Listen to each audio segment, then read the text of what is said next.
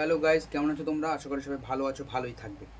আমরা যাদেরকে ভোট দিয়ে নির্বাচিত করে আমাদের ওপরে আনি, অর্থাৎ নেতা বানাই, যাদেরকে আমরা ভরসা করি, তারা না পাঁচটা বছর সময় পায়। আমরা সবাই জানি তো, পাঁচটা বছর সময় পায় আমাদের দিককে দেখার জন্য, অর্থাৎ সেবা করার জন্য, জনগণের প্রতি দায়বদ্ধ থাকার জন্য 5 বছর সময় পায়। এই 5 বছর সময় পাওয়ার পরেও যদি পরবর্তী ভোটের সময় মানুষের বাড়ি বাড়ি গিয়ে হাত জোড় করে ভোট চাইতে হয়, তাহলে এর থেকে লজ্জার আর কিছুই হয় না। 5টা বছর ক্ষমতায় থাকার পরেও আপনি জনগণের নাড়ি বুঝতে পারেন না, জনগণ কী চায় সেটা বুঝতে পারেন না। আবার ভাঁওতা দেখানো হয়, এটা করে দেবো সেটা করে দেবো, অথচ কিছুই করে না।